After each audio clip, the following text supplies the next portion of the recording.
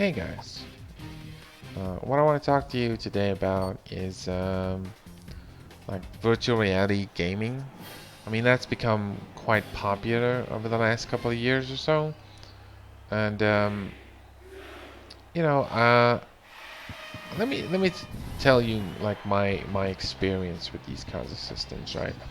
So I've always been very interested in like virtual reality stuff, but especially here in South Africa, that kind of those systems and those headsets and stuff are like really expensive. I'm talking, they're really expensive.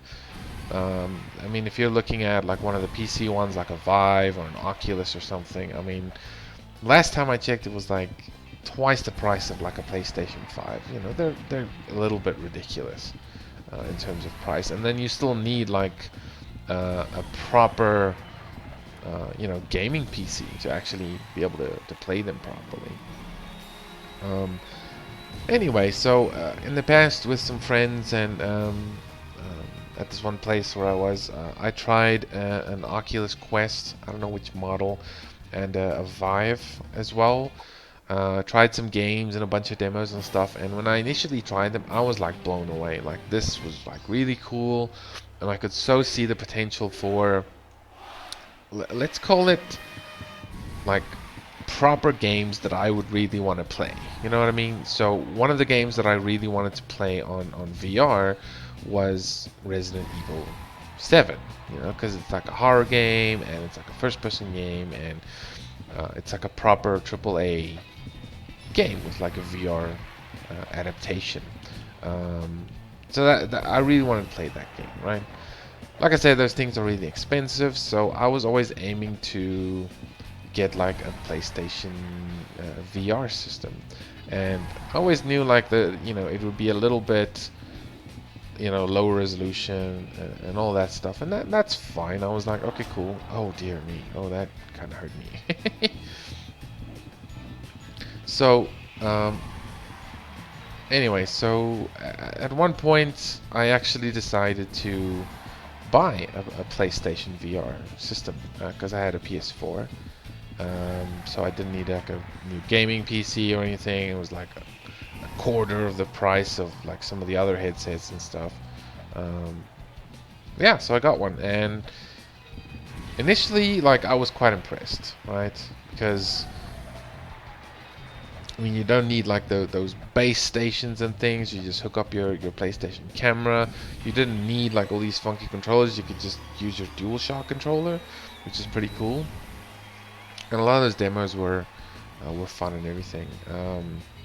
The resolution was quite disappointing, I have to say. Like on the games and the demos, like it was.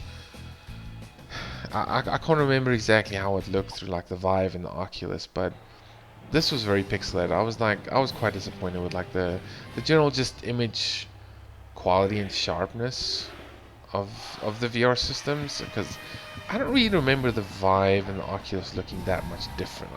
Maybe I just thought they would look better when you have a proper engine and everything. But maybe I think the other problem was as well is on the PlayStation 4 is obviously you're gonna have lower texture resolution and stuff on your games, and that also kind of sucks.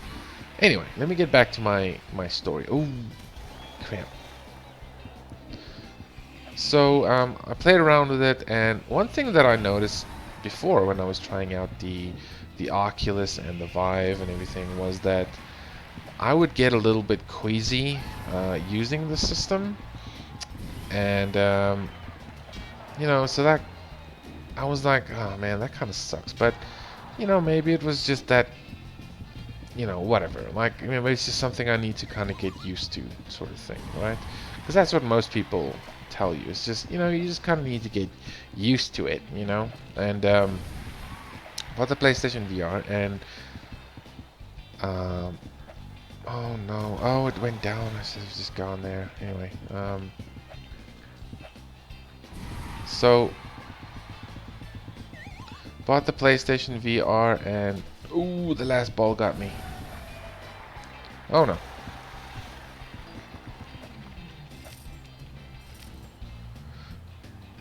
And again, on that same thing, like I was starting to get a little bit queasy. Okay, but it was okay. I was doing right, you know. Then I started playing some of the games, and what I quickly realized was is like a lot of games like Resident Evil, for instance, you know, they support full locomotion, so full uh, movement, right? So you could like with the DualShock controller, you could use your analog stick to actually move through the world like you would normally playing a first-person game, and you could even turn around to a certain amount of degrees or whatever, you know, because basically full kind of motion, but you you know you have your head to look around and stuff like that.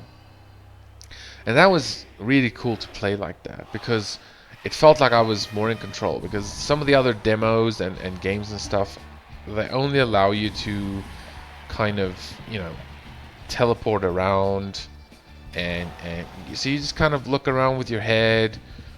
Maybe you have like a quick turn button or something, and then you have like the teleportation methods, which is cool and, you know, doesn't really make me very queasy or queasy as quickly, if that's, you know, thing. Oh no. So, any case, back to the story. So I realized a lot of these games have like full motion, right? Full locomotion, as they would call it. And that was awesome, and I was really enjoying it, but I got super sick. Like, within 15 or 20 minutes playing like that, I got sick as a dog. I was like sweating, you know, my head kind of hurt, and primarily I was like queasy. Like, really, I actually felt sick. Like, to the point where I actually wanted to vomit.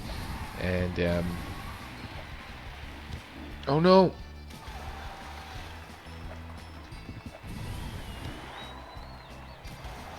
So, oh man. So I thought, no, okay, I'm just gonna rest up a little bit and then I'm gonna try again. And, you know, it's maybe just something that I need to kind of get used to. And I tried it a couple of times. I tried it again and again. I tried a few things. I even got some of those, it's basically like seasick pills, like anti-nausea pills or whatever. I got some of those. I rested up. I tried a bunch of things. I tried different control schemes, and yes, the other control schemes like not having the full locomotion definitely helps a lot. I would still get sick, but I could play the game for longer. Let's say, you know, instead of like 15 to 20 minutes, I could play it like, oh, this is going better than last time. You know, I could play the game. Ooh, that was not bad. That was not bad. I could play the game for like 30 or 40 minutes. You know, maybe a little bit longer even. But it sucked because I knew there was a better control scheme. There was a better way to play the game that I felt more in control, and it was more comfortable, and it didn't feel like I was being held back. So, yes, I could play the game longer using non-full locomotion, but I didn't enjoy it as much. And if I played on full locomotion, I enjoyed it a lot more, but I could only play 15 minutes, rest a little bit, 15 minutes, rest a little bit, and then, you know, maybe one more session, and then I'll be like done for the whole day. Then I'll just be like, I don't even want to look at that thing right now. Like, I don't even want to look at other games right now. Not even, you know, even like non-VR games. I was like, no, I don't want to even do that. So, at the end of the day, after trying a couple of games and a bunch of stuff, I just felt like I hated that VR system. Like, unfortunately, I was just really hating it, and I just didn't want to play on it anymore. And it's unfortunate, but that's just sort of the... Oh, come on.